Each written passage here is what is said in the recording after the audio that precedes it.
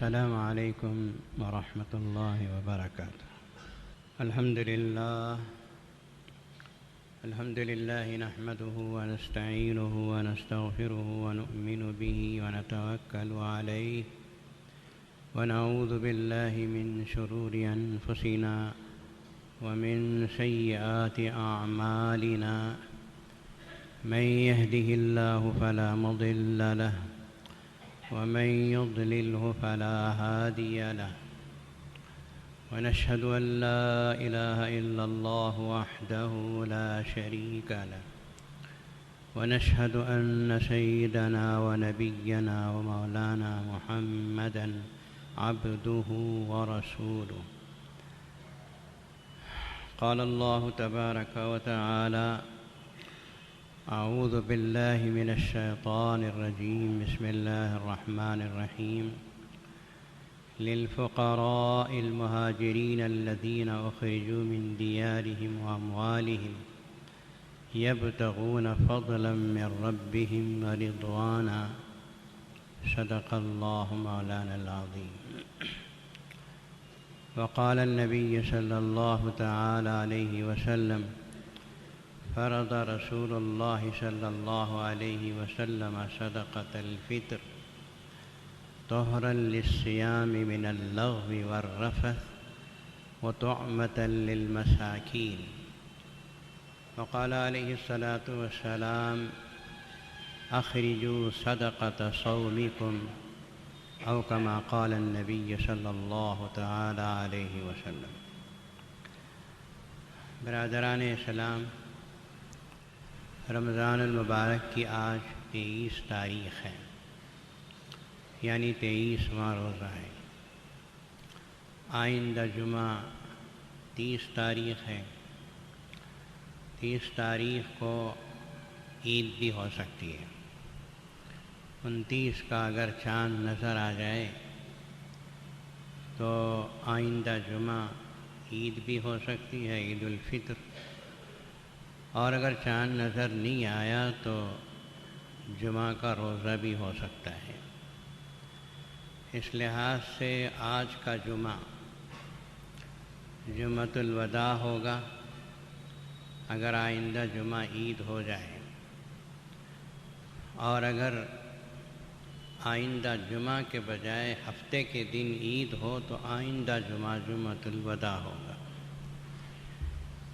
ویسے تو مستقل اسلام میں جمعۃ الوداع کا کوئی عنوان نہیں ہے،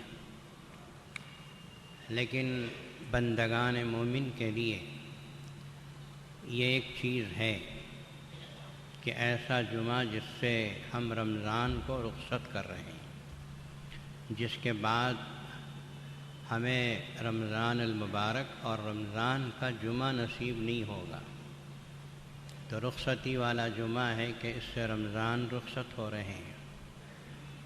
ویسے جمعہ کا دن مسلمانوں کے لیے عید کے دن کی حیثیت رکھتا ہے، رحمتوں اور برکتوں والا دن ہے۔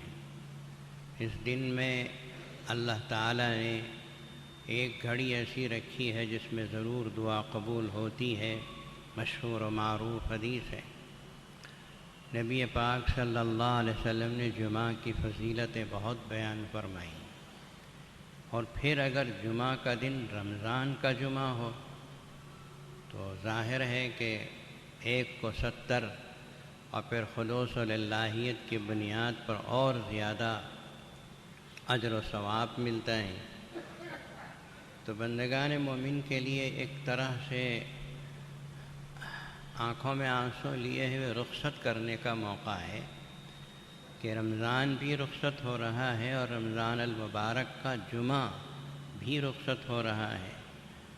اس کے بعد آئندہ رمضان المبارک پتہ نہیں ہمیں نصیب ہو کہ نہ نصیب ہو، پھر رمضان کے جمعے ہم کو نصیب ہوں یا نصیب نہ ہوں، یہ سوچتے ہوئے بندہ مومن اپنی آنکھوں میں آنسو لیے ہوئے اگر رخصت کرتا ہے تو یقیناً یہ اس کے اپنے جذبات کی بات ہے جسے اللہ تعالیٰ ضرور قبول فرماتے ہیں۔ رمضان المبارک کی بہت ہی حسین و جمیل اور خوبصورت گھڑیاں، دعاؤں کا ماحول، افطار کی خوشیاں، چاروں طرف ایسے چہرے جن کے اوپر نور برستا ہے روزوں کا، اور قرآن مجید کی تلاوتوں کا شور، قرآن مجید کی تلاوتوں کی حسین اور خوبصورت آوازیں، یہ سب چیزیں تو صرف رمضان میں نصیب ہوتی ہیں۔ اور تراویح کی پربہار موقع جو ہے وہ صرف رمضان المبارک کا خاصہ ہے۔ کون وہ صاحب ایمان ہوگا جو ایسے مبارک اور مقدس گھڑیوں کو رخصت کرتے ہوئے اس کی آنکھوں میں آنسو نہ نکلتے۔ اسی وجہ سے جمعۃ الوداع کی بات نکل پڑی ہے۔ ویسے تو بندہ مومن کے لیے خصوصی طور پر جمعۃ الوداع کوئی چیز نہیں ہے۔ ہاں البتہ اتنا ہے کہ وہ انما یوفی الصابرون اجرہم بغیر حساب، صبر کرنے والے روزوں پر، تلاوتوں پر، عبادتوں پر، ان کو اپنے جذبات اور خلوص و للہیت کی بنیاد پر اجر و ثواب دیا جائے گا۔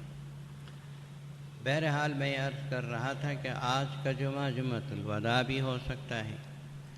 اگر ہو جائے تو وہ بھی اللہ کی مرضی، نہ ہو تو وہ بھی اللہ کی مرضی۔ ہم بندوں کے لیے یہ ہے کہ ہم اللہ کی ہر مرضی پہ راضی رہیں۔ رضیت باللہ ربا، میں اپنے پروردگار کو اپنا رب ماننے پر راضی ہوا۔ وہ جو میرے لیے فیصلہ کرے میں اس کے لیے خوش ہوں۔ ہمارے بعض بھائی کہا کرتے ہیں کہ اگر 29 تاریخ ہو گئی تو ایک روزہ کم ہو گیا۔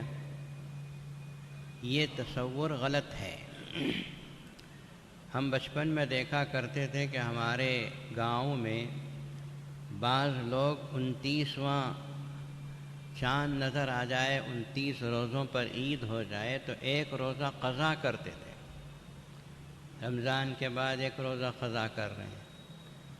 میں دیکھتا تھا لیکن مجھے سمجھ میں نہیں آتا تھا کہ یہ قضا کیوں ہوتی ہے، لیکن اللہ تعالیٰ نے توفیق اللہ کی، اللہ کا شکر و احسان، اب سمجھ میں آتا ہے کہ وہ روزہ قضا کرنا کوئی اسلام میں نہیں ہے۔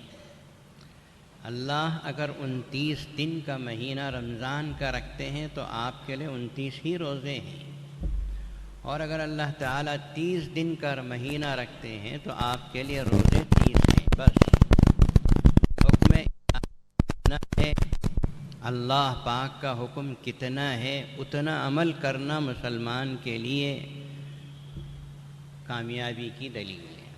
حضور پاک صلی اللہ علیہ وسلم نے فرمایا کہ صوموا لرؤیتہ وافطروا لرؤیتہ، رمضان المبارک کا چاند نظر آئے تو روزہ رکھو، شروع کرو، اور اگر شوال کا چاند نظر آئے تو روزہ چھوڑ کے عید مناؤ۔ بس اب 29 ہے، 30 ہے کہ کوئی بحث ہی نہیں۔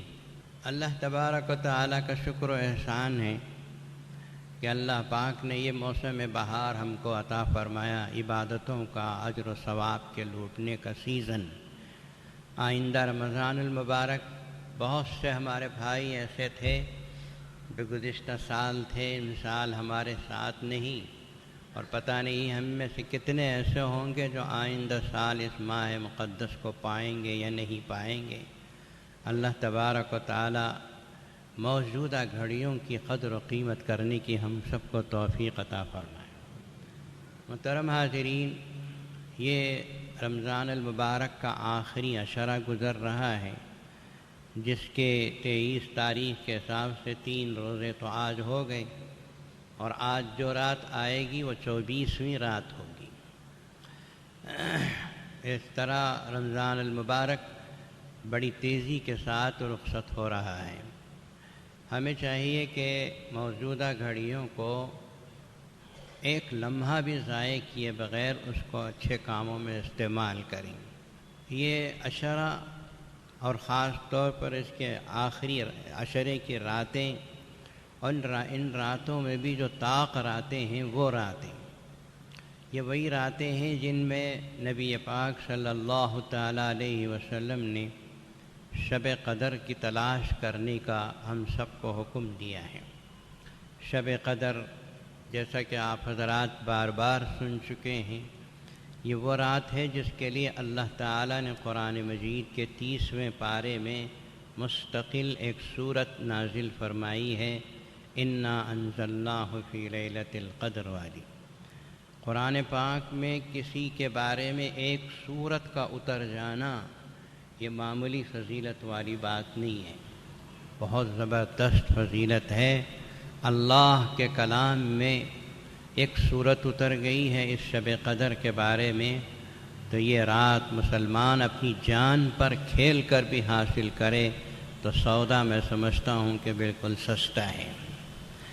بہرحال بڑی خوشی کی بات ہے کہ تاخراتوں میں مسلمان نوجوان خاص طور پر عبادت کا اہتمام کرتے ہیں، قرآن پاک کی تلاوتیں کرتے ہیں، نمازیں وغیرہ پڑھتے ہیں۔ ہم اپنی مسجد میں تو بہرحال دیکھتے ہیں اور پکا یقین ہے کہ شہر کی تقریباً 650 مساجد میں بھی اسی طرح کا انتظام و انشرام ہوگا۔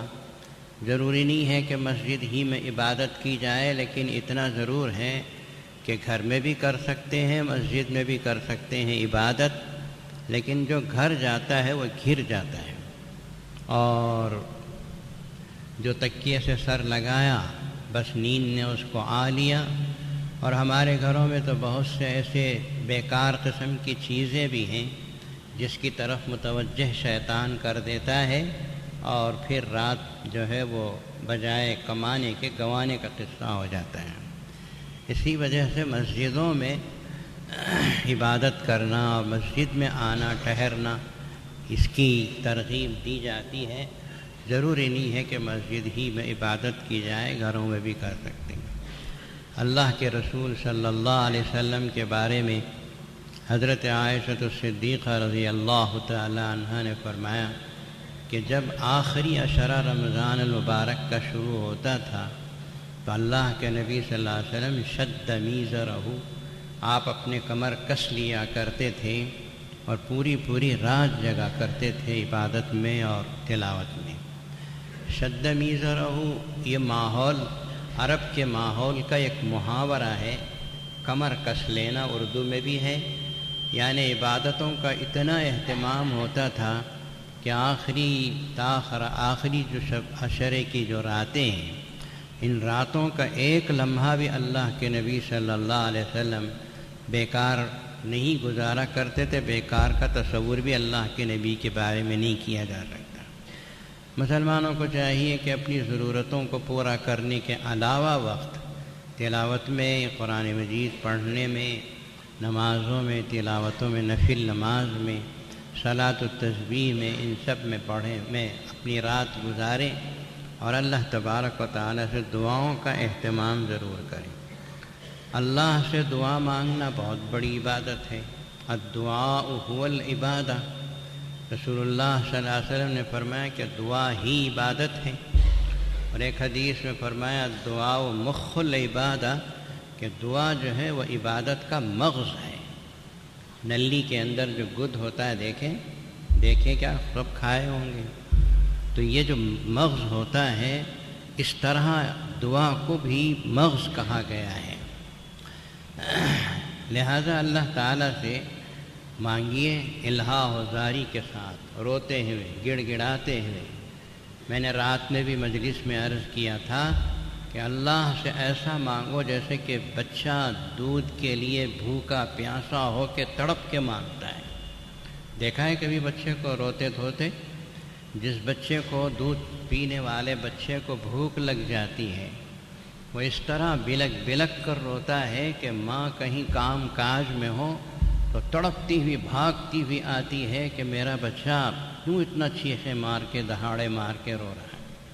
اور جب بچے کو ماں گود میں اٹھا لیتی ہے تو بچہ خاموش ہو جاتا ہے، ماں کی خوشبو اسے آ جاتی ہے، ماں کے گود سے ماں کی خوشبو اسے آ جاتی ہے، اور اسے یقین ہو جاتا ہے کہ اب مجھے دودھ مل جائے گا اور میرا پیٹ بھر جائے گا۔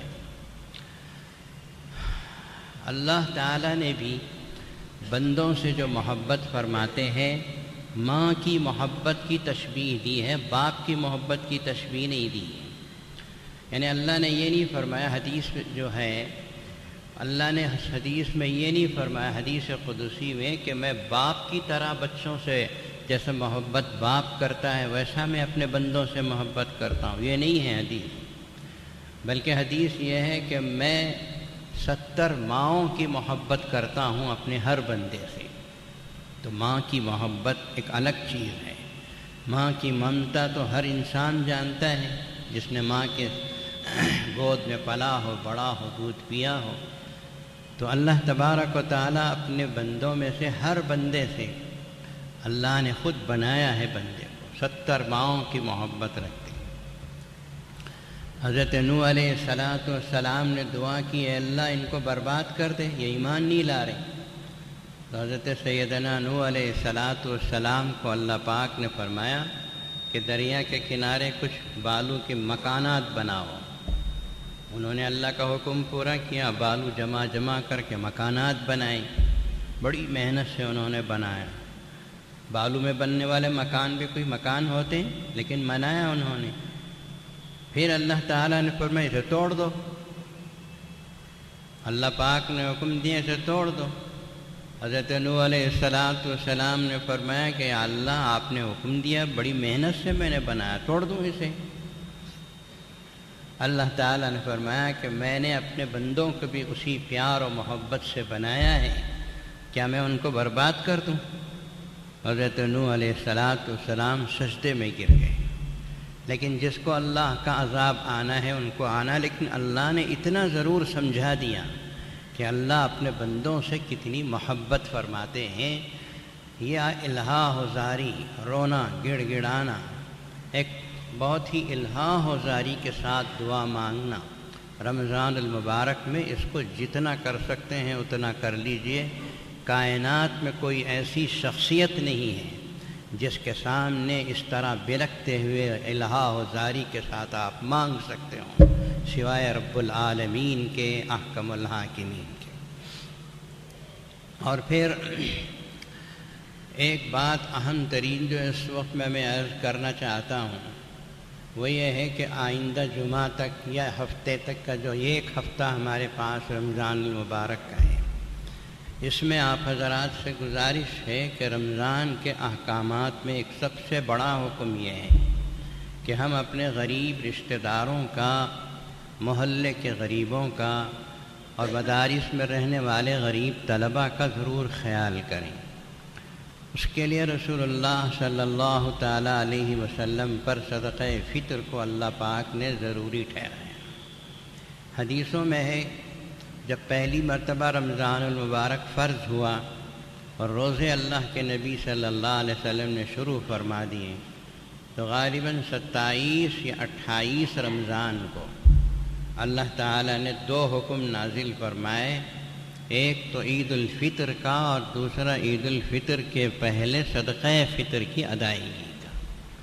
یہ 2 حکم اللہ تعالیٰ نے اللہ کے نبی صلی اللہ علیہ وسلم پر نازل فرمائے کہ نماز عید الفطر پڑھو اور اس کو نماز پڑھنے سے پہلے صدقہ فطر ادا کرو۔ صدقہ فطر واجب ہے ہر اس مسلمان پہ جو کھاتا پیتا ہو، اچھی طرح سمجھ لیے۔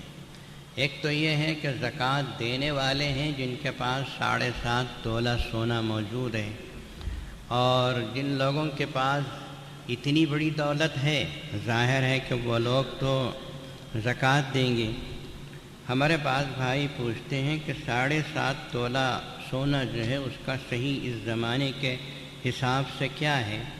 تو علماء نے لکھا ہے کہ 80 پر 7 گرام 480 ملی، اتنا گرام، 80 پر 7، 80 پر 8 گرام سمجھیے۔ جس کے پاس 80 پر 8 گرام سونا ہو یہ گویا صاحب نصاب ہے۔ اس زمانے کے حساب سے میں نے عرض کیا کہ یہ تو زکوٰۃ دینے والے۔ اس کے علاوہ بہت سے لوگ ایسے ہوتے ہیں جو قرض کی وجہ سے زکوٰۃ سے بچ جاتے ہیں، یا ان کو اتنی کمائی ہے کہ گھر میں بچوں کو کھلانے پلانے کے لیے کافی ہے، بچتا تو ہے لیکن اتنا نہیں بچتا کہ زکوٰۃ فرض ہو جائے۔ تو یہ سب کھاتے پیتے گھرانوں کے اندر آتے ہیں، چھوٹے نصاب کے گویا مالک ہیں، اسے میں نے اخبار میں بھی لکھا تھا، جو چھوٹے نصاب کے مالک ہوں، جن کا اپنا گھر ہے، کھا رہے ہیں، پی رہے ہیں، اور ضرورت کی ان کے پاس گاڑی بھی ہے، لیکن قرض وغیرہ کی وجہ سے اور بچے زیادہ ہونے کی وجہ سے زکوٰۃ فرض نہیں، مال بچانی ہے، ایسے لوگوں پر، ایسے کھاتے پیتے لوگوں پر صدقہ فطر کو واجب ٹھہرایا گیا۔ تو سب کو چاہیے بڑوں کی طرف سے، زکوٰۃ تو بالغ ہونے کے بعد فرض ہوتی ہے، لیکن جو صدقہ فطر ہے وہ طلوع آفتاب کے بعد جو بچہ پیدا ہوا اس بچے کی طرف سے بھی واجب ہے، اور گھر کے بڑے کو چاہیے کہ وہ اپنے اس بچے کی طرف سے بھی صدقہ فطر ادا کرے جو اس دن پیدا ہوا ہو یا اس سے پہلے پیدا ہوا ہو۔ صدقہ فطر کیوں نبی پاک صلی اللہ علیہ وسلم پر ضروری ٹھہرایا؟ یہ حکم تو آیا اللہ کی طرف سے، اور رسول اللہ صلی اللہ علیہ وسلم نے اس کو کیسا لاگو کیا؟ روایت اس طرح سے ہے کہ فرض رسول اللہ صلی اللہ علیہ وسلم صدقۃ الفطر۔ فرضہ کا ترجمہ آپ سمجھتے ہیں، فرض ہے، ہم ایسا نہیں بولتے۔ اسلام میں فرض واجب سب کرنے ہی کے کام ہیں، درجے کے اعتبار سے فرض واجب کہا گیا ہے، میں نے اس سے پہلے بھی کہا ہے۔ تو صدقہ فطر کو ضروری ٹھہرایا گیا، لازم ٹھہرایا گیا رسول اللہ صلی اللہ علیہ وسلم کی طرف سے صدقۃ الفطر۔ اس کی دو وجہ بیان فرمائی۔ ایک تو یہ فرمایا کہ طہرا للصیام من اللغو والرفث، روزے دار اپنے روزے کی حالت میں جو بیکار باتیں اپنی زبان سے کر دیتے ہیں، یہ بیہودہ باتیں اپنی زبان سے نکال دیتے ہیں، وہ کر کر کے عادت ہوتی ہے نا، پرانی مشینیں ہیں چلتی رہتی ہیں، تو کبھی کبھی اپنی زبان سے جو غلط قسم کی باتیں نکل گئیں ان سب کو معاف کرنے، صاف کرنے کے لیے صدقہ فطر کام آتا ہے۔ یہ اللہ تعالیٰ کا احسان ہے کہ ہمارے روزے ہیں ہی پہلے سے ٹوٹے پھوٹے، اس میں سے بھی اگر کچھ غلطی ہوتی ہے تو اللہ تعالیٰ نے اس کی تلافی کے لیے صدقہ فطر کو رکھا ہے۔ تو صدقہ فطر کا ایک مقصد تو یہ ہے کہ ہمارے روزے جو آسمان کی طرف جائیں گے اور اللہ تعالیٰ کی طرف جناب میں شرف قبولیت حاصل کریں، اس کے لیے صدقہ فطر کی ادائیگی کا بڑا اہم رول ہے کہ ہمارے روزے پاک و صاف ہو کر اللہ تعالیٰ کے پاس پہنچ جاتے اور قبول ہو جاتے۔ اور دوسری چیز جو وہ فرمایا رسول اللہ صلی اللہ علیہ وسلم نے کہ وہ طعمۃ للمساکین، غریبوں کے لیے، مسکینوں کے لیے کھانے پینے کا موقع بھی ملے گا تمہارے صدقہ فطر کے ذریعے سے۔ صدقہ فطر نکالا اور اس کو ادا کر دیا، ان گھرانوں تک پہنچ گیا جو صبح کو نکل کے شام تک محنت کرتے ہیں تو ان کو روٹی ملتی ہے۔ بھئی عید الفطر کا دن ہے، رمضان کے مبارک ایام ہیں، ان میں کام کاج نہ کریں، صدقہ فطر ان کے گھروں تک پہنچا دو تاکہ عید کا دن 1 دن 2 دن 3 دن وہ آرام سے رہیں، کام نہ کریں، ہر مسلمان یکساں طور پر خوشی منائے۔ یہ اللہ تبارک و تعالیٰ کو مقصود ہے۔ اب مالدار لوگ عید الفطر منا رہے ہیں اور غریب لوگ اپنے گھروں کے اندر دال روٹی کھا رہے ہوں، یہ تو کوئی مساوات نہیں ہے، یہ کوئی برابری نہیں ہے۔ برابری تو یہ ہے جیسے کہ عیدگاہ میں مالدار اور غریب، یہ کروڑ پتی، یہ لکھ پتی، یہ بیچارہ صبح سے شام تک محنت کر کے ایک وقت کی روٹی کمانے والا ایک ہی صف میں کھڑے ہو گئے، محمود و ایاز، نہ کوئی بندہ رہا نہ کوئی بندہ نیاز، دینے والا بھی نہیں، لینے والا بھی نہیں، ایک اللہ احکم الحاکمین کے سامنے اس کے سارے بندے کھڑے ہو گئے۔ مالدار و غریب کے فرق کے بغیر یہ اسی وقت ہو سکتا ہے جب کہ ہر آدمی مستغنی ہو اس دن کے لیے، کہ اب اس کے گھر میں کھانا بھی پکا ہو، اس کے لیے اچھے کپڑے بھی بنے ہوئے ہوں۔ اس کے لیے رسول اللہ صلی اللہ علیہ وسلم نے الفاظ ارشاد فرمائے طعمۃ للمساکین، کہ مسکینوں کے لیے، غریبوں کے لیے کھانے پینے کا انتظام ہو جائے گا۔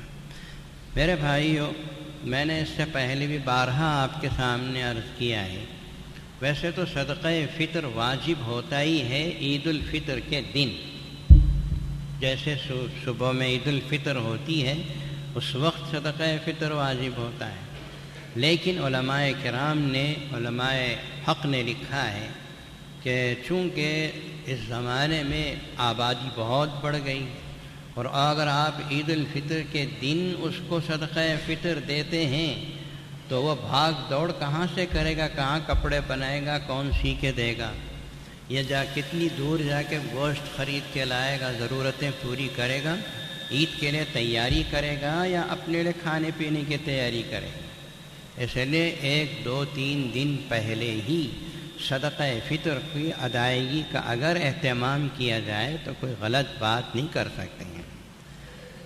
اس کے لیے میں نے بارہا آپ سے عرض کیا، گزارش کی ہے کہ صدقہ فطر کی رقم ایک تو یہ ہے کہ کچھ لوگ ہوتے ہیں جو مانگنے والے ہوتے ہیں، آپ کے دروازے پہ مانگنے کے لیے آتے ہیں، مسجدوں میں ہوتے ہیں، کہیں اور ہوتے ہیں جن کا مانگنا ہی پیشہ ہوتا ہے۔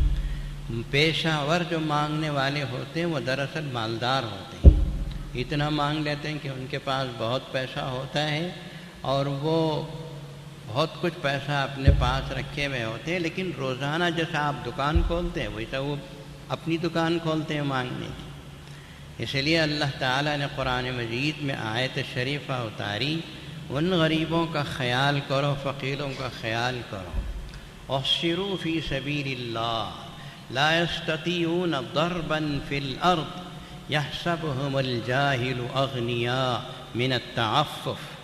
وہ غریب اور مسکین اور فقیر لوگ جو اپنے گھروں میں رہتے ہیں اور سفر کہیں نہیں کر سکتے، ان کے پاس سہولتیں نہیں ہیں، دیکھنے والے آدمی ان کو مالدار سمجھتے ہیں اس لیے کہ وہ کبھی ہاتھ پھیلا کے مانگتے نہیں۔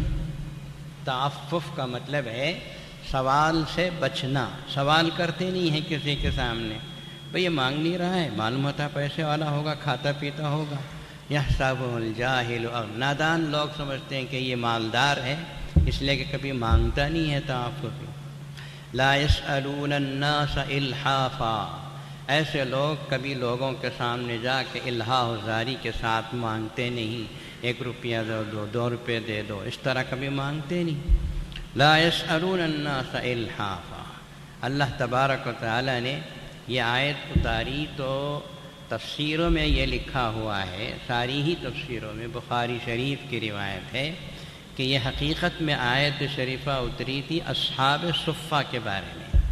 300 صحابہ تھے، صفہ میں رہتے تھے، مہاجرین صحابہ جو مکے سے مدینہ ہجرت فرما کر آئے تھے، وہ بیٹھے رہتے تھے صفہ میں، کہیں سے کچھ کھجور آئے تو کھا لیا، اللہ کے نبی کی خدمت میں قرآن پڑھتے تھے، حدیث پڑھتے تھے، اور پھر کہیں سے آیا تو کھا لیا، نہیں تو بھوکے پیاسے رہے۔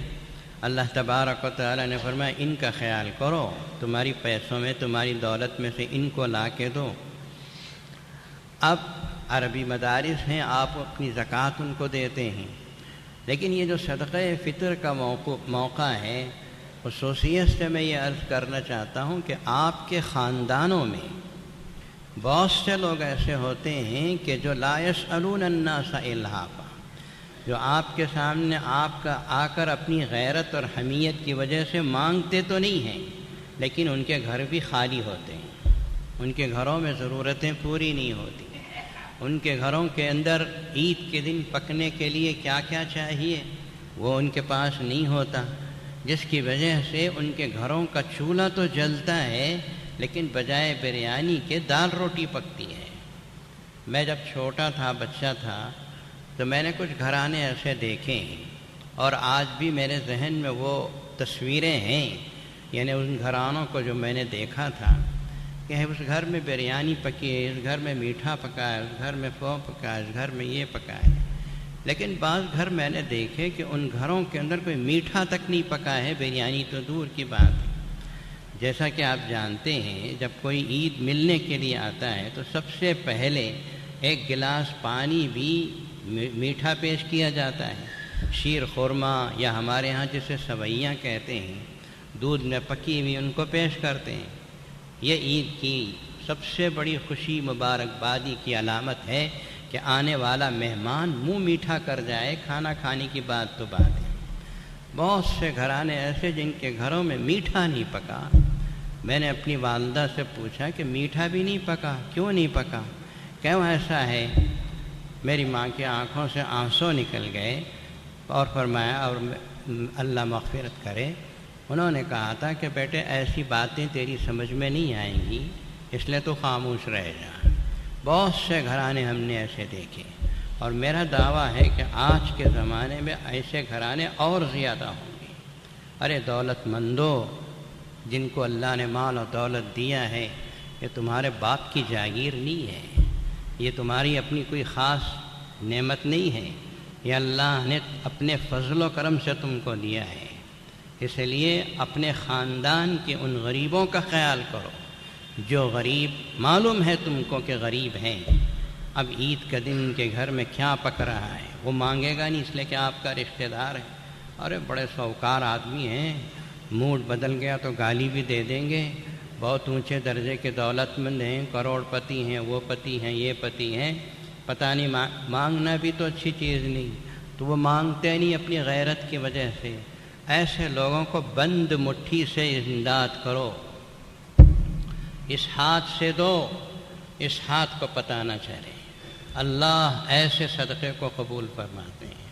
ایک تو یہ ہے کہ آدمی کھڑے ہو کے لائن کھڑا کے دے رہا ہے, کیا دے رہا؟ اپنا نام نمود کر رہا ہے, دکھاوا کر رہا ہے. ایسے خیر ہم تو کچھ نہیں کہہ سکتے, دلوں کے حال کو اللہ جانتے ہیں. لیکن دکھاوے کے بجائے یہ جو بند مٹھی ہوتی ہے کہ آپ کا غریب رشتہ دار آپ کی وجہ سے بند مٹھی سے اس کی ضرورت پوری ہو گئی, لیکن اس کی عزت نیلام نہیں ہے, اس کی عزت نیلام نہیں ہوئی. آپ کی بہن غریب ہے, جسے آپ نے شادی کر کے دیا وہ غریب ہے. اس نے ایک تو یہ ہے کہ آپ کی بہن آپ سے مانگے گی نہیں مثلا, تو آپ کو چاہیے کہ آپ کے بہنوی کو پتہ چلے بغیر اس کی مدد کرو, یا اپنی بہن کی مدد کرو, بہنوی کو مدد کر دو, بہن کو پتہ ہی نہ چلے کہ گھر میں کہاں سے آیا, میرا شوہر کما کے لایا, وہ سمجھیں. اس طرح عزتوں کو بحال کرو, اس طرح عزتوں کو بحال کرو, عزتوں کو خراب مت کرو.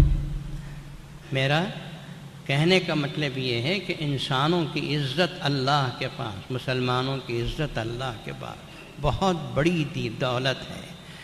اللہ کے نبی نے کعبۃ اللہ کو دیکھ کر یوں کہا تھا کہ اے کعبہ, تو کتنا عظمت والا ہے اور تو کتنی بڑی برکت والا ہے, تیرا مقام کیا ہے سبھی جانتے ہیں, لیکن میرے نزدیک بندے مومن کیا قلب کی عزت تیرے سے زیادہ ہے. اس بندے مومن کا دل توڑنا نہیں چاہیے. مدد صدقہ فطر سے ایسی کرو کہ جس کے ہاتھ کو پہنچ رہا ہے اسے پتہ بھی نہ چلے. ہمارے صحابہ کرام اور اولیاء کرام تابعین میں ایسے بزرگان دین گزرے ہیں کہ جن کی وجہ سے کئی گھرانے چلا کرتے تھے, گھر والے کو پتہ نہیں چلتا تھا کہ ہماری کس نے مدد کی ہے. سیدنا صدیق اکبر رضی اللہ تعالیٰ عنہ کا انتقال ہوا. کئی گھرانے ایسے نکلے جو روتے ہوئے باہر آئے اور یوں کہنے لگے کہ اب پتہ چلا کہ ہمارے دروازے پہ آٹے کا موٹا کون رکھ کے جاتا تھا. اب پتہ چلا, صدیق اکبر چلے گئے, اب ہمارے گھر کے دروازے پہ آٹے کا موٹا رکھنے والا کوئی نہیں ہے. کل تک آٹا آتا تھا, آج کیوں بند ہو گیا؟ اس لیے کہ صدیق اکبر کو اللہ نے بلا لیا. یہ کہتے ہیں مدد. اس طرح صدقہ فطر کی رقم پہنچاؤ, ان گھرانوں تک پہنچاؤ, ان بھائیوں تک, رشتہ داروں تک پہنچاؤ. اپنے رشتہ داروں کی ہر پیسے والا خبر لے لے تو پھر اس امت کا بیڑا پار ہے. اپنے دولت میں مگن, اپنی گاڑیوں میں مگن, اپنی باتوں میں مگن, اپنے ہی میں مگن رہنے والے عید کی حقیقی خوشی کبھی حاصل نہیں کر سکتے. تو یہ ہے صدقہ فطر کا سب سے مین اصل روح جو میں نے آپ کے سامنے عرض کی کہ آپ فوراً صدقہ فطر کی رقم کو نکال کر ان گھرانوں کی فکر کریں, اپنے رشتہ داروں, غریبوں اور پھر محلے کے غریبوں اور مسکینوں کا خیال کریں. یہ عادی طور پر مانگنے والوں کو مت دو، بلکہ اس طرح گھروں کو تلاش کر کر۔ اللہ تعالیٰ نے فرمایا قرآن مجید میں تعریفہم بسیماہم، ایسے چھپے ہوئے غریب جو مانگتے نہیں ہیں، اے پیغمبر صلی اللہ علیہ وسلم تم ان کے چہروں کو دیکھ کے پہچان جاؤ۔ حضور اکرم صلی اللہ علیہ وسلم کو اللہ نے فرمایا تعریفہم بسیماہم، تم انہیں ان کے چہروں کو دیکھ کر علامتوں سے پہچان جاؤ گے۔ رسول اللہ صلی اللہ علیہ وسلم کو فرمایا گیا کہ آپ ان کے چہروں کو دیکھ کے پہچانیں۔ آپ پہچانتے نہیں ہیں کہ کون بھوکا ہے پیاسا ہے، کس کے چہرے پہ خوشی ہے کس کے چہرے پہ خوشی نہیں، آپ نہیں پہچان سکتے؟ اللہ نے آپ کو بھی تو دماغ دیا، عقل دیا ہے، آپ بھی پہچان سکتے ہیں۔ تو یہ صدقہ فطر کی رقم ان گھرانوں تک پہنچاؤ، یہ 5-5 10-10 پیسے چارانے بانٹنے کے قصے ختم کرو۔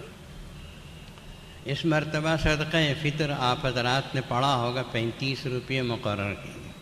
35 روپے اس لیے مقرر کی گئی، رقم چھوٹی ہے، یہ شریعت سے ہٹ کر نہیں ہے۔ ہم نے معلوم کیا کہ اچھی گیہوں جو ہے وہ 18 روپے 90 پیسے ہے یا 80 پیسے ہے، اور پھر اسے یہ تو وہ ہے موٹے موٹے خریدنے والوں کے لیے، لیکن جب دکان میں لا کے ریٹیل بیچتے ہیں تو وہ 20 روپے کلو سے بیچتے ہیں۔ اس اعتبار سے 1.25 کلو نصف سا گیہوں، حضور صلی اللہ علیہ وسلم کے زمانے میں آدھا سا گیہوں جو تھا وہ تھا صدقہ فطر۔ آدھا سا جو ہے وہ علماء نے حساب لگا کے جو بتایا تو راؤنڈ فگر 1.25 کلو ہے، اس کی قیمت 35 روپے بیٹھتی ہے۔ اور 35 روپے رقم ایسی ہے کہ ہر معمولی سے معمولی آدمی بھی اپنے خاندان کے غریبوں کو مدد کرنے کے لیے نکال سکتا ہے۔ 35 روپے تو کوئی بڑی رقم نہیں۔ اب رہا اس سے زیادہ کی بات ہے تو دولت مندوں کو چاہیے کہ رسول اللہ صلی اللہ علیہ وسلم نے صدقہ فطر میں گیہوں بھی کہا ہے، جو بھی کہا ہے، کھجور بھی ہے، کشمش بھی ہے۔ کھجور اور کشمش کے لیے 1 سا یعنی 3.5 کلو، اور گیہوں کے لیے 1.25 کلو۔ بات یہ تھی کہ عرب میں کھجور اور منقع سستا تھا، گیہوں باہر سے آتی تھی، سمجھ میں آیا نہیں؟ گیہوں مہنگی تھی، کھجور سستا تھا۔ آج بھی کھجور سستا ہے وہاں، تو اس لیے کہ پیداوار وہاں ہوتی ہے۔ تو آج الٹا ہو گیا، ہم جیسے چھوٹے موٹے لوگوں کے لیے ہم 35 روپے صدقہ فطر دے سکتے ہیں، لیکن جو بڑے بڑے دولت مند ہیں، کروڑ پتی ہیں، اللہ نے جن کو نوازا ہے، اللہ ان کو اور نوازے، ان کو چاہیے کہ وہ کھجور اور کشمش کا منقع کا حساب کریں۔ کھجور 3.5 کلو کیا قیمت ہے، یا منقع 3.5 کلو کیا قیمت ہے، اس حساب سے نکال کے اگر ان کے خاندانوں میں غریب نہیں ہیں تو صدقہ فطر کو جامع مسجد کے بیت المال میں جمع کر دیں، ہم غریبوں تک ان کو کس طرح پہنچانا ہے پہنچا دیں گے۔ تو یہ وجہ ہے 35 روپے مقرر کرنے کی، کہ ہر عام مسلمان بھی غریبوں سے ہٹ کر، مسکینوں سے ہٹ کر، کھاتے پیتے مسلمان کو 35 روپے نکال دینا کوئی بڑی بات نہیں۔ آج کل تو اٹلی بڑے کے ہوٹل میں بھی جاؤ تو 100 روپے خرچ ہو جاتے ہیں، اور گوشت وغیرہ کے ہوٹلوں میں جاؤ تو 300 400 روپے تو اڑا دینا معمولی بات ہے۔ ایسے لوگوں کے لیے 35 روپے صدقہ فطر دینا کون سی بڑی بات ہے؟ لہذا 35 روپے صدقہ فطر نکالو، میرا، میری بیوی کا، میرے بچوں کا، سب نکال کے جمع کر کے اللہ سے دعا کرو کہ یا اللہ اس رقم کو میں ایسے شخص تک پہنچا دوں جو میرے خاندان میں سب سے زیادہ مستحق ہے، سب سے زیادہ ضرورت ہے، اس کے ہاتھ تک پہنچ گیا، بس آپ کا کام ختم ہو گیا۔ اللہ حقیقی خوشی آپ کو عید کی مرحمت فرمائیں گے۔ اس سب کے پیش نظر آج بھی گزشتہ سالوں کی طرح صدقہ فطر کی چھوٹی کتاب ہم نے بنائی، اردو میں بھی ہے، انگلش میں بھی ہے۔ اردو نہیں پڑھنا جانتے ہیں تو انگلش میں چھوٹا سا کتاب چاہے اسے خریدیے، پڑھیے، دوسروں کو پڑھ کے سنائیے۔ اردو نہیں پڑھ سکتے تو انگلش میں پڑھیے، اور ان احکامات، عید الفطر کے احکامات بھی اس میں ہیں اور صدقہ فطر کے احکامات بھی اس میں ہیں، اس کے مطابق عمل کیجئے، انشاءاللہ العزیز اللہ تبارک و تعالی ہم کو اور آپ کو عید کی حقیقی خوشی عطا فرمائیں گے۔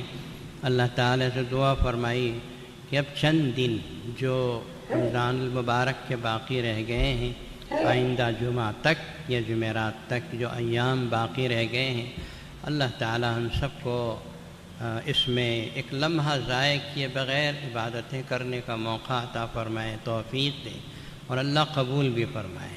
بات یہ ہے کہ توفیق بھی اللہ ہی دیتے ہیں، قبول بھی اللہ ہی کرتے ہیں، وہ دونوں نعمتیں اسی کی طرف سے۔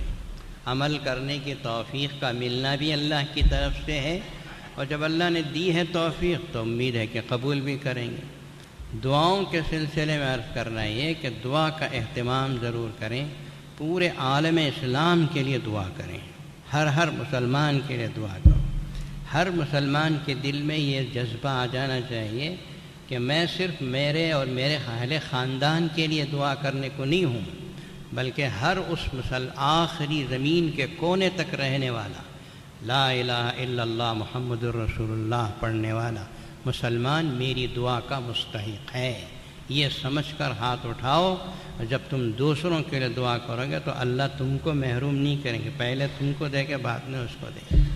اور دعا جو ہے یہ سمجھ لینا چاہیے، یوں دعا کرو کہ اے اللہ میری ضرورت کو میرے سے زیادہ آپ جانتے ہیں، مجھے عطا فرمائی۔ اب کوئی آدمی اولاد مانگ رہا ہے، اولاد نہیں ہے، اولاد ہوگی تو کیا اچھا ہوگا؟ اولاد ہوگی تو کیا اچھا ہوگا؟ پکا یقین ہے۔ اب ایک آدمی جس کے پاس اولاد ہے وہ اولاد کی وجہ سے پریشان ہے، ہم دیکھتے ہیں بہت سے لوگوں، بچے تو ہیں اسے، بچوں کی وجہ سے پریشان ہیں، بچے ٹھیک نہیں ہیں۔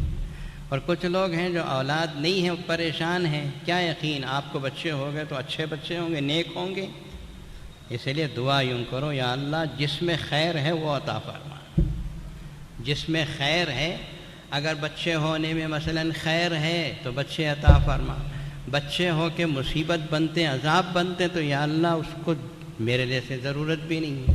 اللہ سے یوں مانگو کہ یا اللہ عافیت چاہیے، عافیت عطا فرما، نیک و اچھا مسلمان بن کے جیوں، ایسا مجھے رکھ جس میں میرے لیے خیر، مجھے دولت خیر ہے تو دولت دے، میرے لیے غریبی میں خیر ہے تو غریبی رکھ، جس میں میرے لیے خیر و عافیت ہو وہ حالات میرے لیے عطا فرما۔ یہی ہے شکل اللہ تعالیٰ سے مانگنے کی۔ جیسے کہ میں نے کہا ہے بارہا کہ دولت مانگا ایک صحابی نے، اللہ کے نبی نے دولت دلا دی دعا کر کے۔ جب دولت ملی تو انہوں نے رسول اللہ صلی اللہ علیہ وسلم کے قاصدوں کو زکوٰۃ دینے سے انکار کر دیا۔ قرآن مجید میں آیت اتار دی کہ قیامت تک کے لیے اس کے دل کے اندر نفاق آ گیا، جس نے رسول اللہ کی دعا پر دولت لی اللہ سے، اور جب زکوٰۃ مانگی گئی تو اس نے اعلان کر دیا۔ اب دولت آئی لیکن خیر کے ساتھ نہیں آئی۔ اللہ خیر کے فیصلے فرمائے، عافیت کے فیصلے فرمائے۔ اللہ تعالی ہمارے لیے جو اچھا ہے وہ عطا فرمائے، اللہ تعالی ہمارے لیے جو شر ہے اس سے ہماری حفاظت فرمائے۔ اللہ تبارک و تعالی رمضان المبارک کی ہماری ہر چھوٹی بڑی عبادت کو شرف قبولیت عطا فرمائے، اور اپنے فضل و کرم سے ہم سب کو جہنم سے آزاد فرما کر اپنے فضل و کرم سے جنت الفردوس عطا فرمائے۔ محترم حاضرین، جامع العلوم جامع مسجد آپ حضرات کی ممنون احسان ہے، آپ حضرات رمضان المبارک میں کافی مدد کی، اور جس میں آپ حضرات نے مدد کی ہے انشاءاللہ اس مد میں وہ خرچ ہوگا۔ لیکن اس مرتبہ مجھے تعجب ہوا کہ شادیوں کے لیے پیسہ بہت کم آیا۔ غریبوں کی جو شادیاں ہمارے پاس ہر مہینہ ہم کرتے ہیں، 2-3 شادی، ایک شادی پہ 25,000 روپے کا خرچ آ رہا ہے۔ تھوڑی بہت زکوٰۃ مدرسے کو آئی، تھوڑی بہت زکوٰۃ بیت المال کو آئی، لیکن غریبوں کی شادیوں کے لیے پیسہ بہت کم آیا۔ ہمیں تو اللہ سے امید ہے جو شروع ہوا ہے وہ تو قیامت تک چلے گا۔ آپ پیسہ دیں یا نہ دیں، یعنی ہمارا یہ تصور کہ پیسہ نہیں آیا، یہ تو میں بظاہر انسان ہونے کی حیثیت سے آپ کے سامنے کہہ رہا ہوں۔ اللہ اپنے کام خود ہی کرتے ہیں، ہم لوگوں کرنے کی ضرورت نہیں ہے۔ کہاں سے لانا ہے، کہاں سے پہنچانا ہے، اللہ تعالیٰ دلوں میں ڈال کے کرتے ہیں۔ لیکن شادیوں کے لیے پیسہ اس مرتبہ کم آیا۔ اللہ تعالیٰ سے دعا فرمائیے کہ امت مسلمہ ان چیزوں کی طرف ضرور توجہ دے۔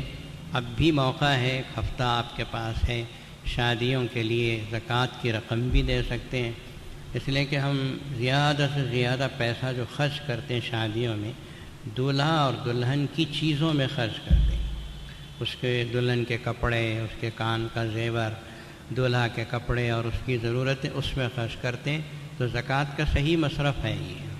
کھانے پینے کے لیے جو پیسہ خرچ ہوتا ہے وہ الگ ہوتا ہے، تو اس میں زکوٰۃ کی رقم دیجیے، عربی مدرسے کے لیے زکوٰۃ کی رقم دیجیے، پھر غریبوں اور بیماروں کے لیے دوائی وغیرہ کے لیے جو بیت المال میں جمع کرتے ہیں۔ یہ سب وہ مد ہیں جو آپ کی آنکھوں کے سامنے چل رہے ہیں، ہو رہے ہیں، انشاءاللہ قیامت تک اسی طرح چلتے رہیں گے۔ دعا کیجیے کہ چلتے رہیں۔ اور اخیر میں آپ حضرات سے گزارش بھی ہے کہ رمضان مبارک کی بقیہ ساعتوں میں جامع العلوم کے لیے دعا کرو۔ ہاتھ اٹھاؤ تو جامع العلوم کے لیے دعا کرو۔ جامع العلوم کو آپ نے بسایا ہے، جامع العلوم کو مصلیان جامع مسجد نے بسایا ہے۔ یہ جامع العلوم جس کی شہرت امریکہ تک پہنچ چکی ہے، دنیا کے کونے کونے تک پہنچ چکی ہے، اور جس کا ویب سائٹ ہے، لوگ اس میں خطبہ جمعہ سنتے ہیں ہمارا، لوگ اس میں کی سارے ایکٹیویٹیز معلوم کرتے ہیں۔ اس جامع العلوم کو آپ حضرات کے 5-10 روپیے نے بسایا ہے، چھوٹے چھوٹے لوگوں کی خلوص و للہیت سے بسا ہوا ہے۔ باہر کے کسی یورپی ملک سے، امریکہ سے یا کسی مڈل ایسٹ سے، عرب ممالک سے ہمارا کوئی کنیکشن نہیں، کسی عرب سے ہمارا تعلق، ہمارا تعلق تو صرف ایک اللہ پاک سے۔ اسی وجہ سے اللہ نے آپ کو متوجہ کیا اور اللہ نے آپ کی جیب سے 5-10 روپے نکلوایا، اور وہ کروڑوں کا کام آج ہو چکا ہے۔ آپ بنی کپا جامع علوم کو پہنچیے، دیکھیے کہ ایک وہ زمین جو کانٹوں دار زمین تھی، آج اس زمین کے سینے پر کروڑوں روپے کی بلڈنگیں بنی ہوئی ہیں، مسجدیں ہیں، ہاسٹلس ہیں، اور بہت سی ایسی عمارات ہیں۔ یہ سب قوم کا مستقبل ہے، ہماری آنے والی نسلوں کے لیے یہ سب آپ نے بنا دیا ہے۔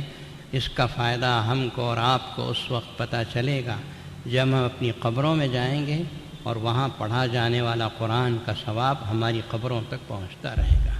اللہ تعالیٰ آپ کی مدد، نصرت و اعانت کو شرف قبولیت عطا فرمائے، اور اللہ تعالیٰ اس کو سبب بنا کر عالم اسلام کے لیے خیر کے فیصلے فرمائے، ہماری اولاد و آفات کے لیے خیر کے فیصلے فرمائے، ہمارے لیے قیامت کے دن نجات کے فیصلے فرمائے۔ وآخر دعوانا الحمد للہ رب العالمین۔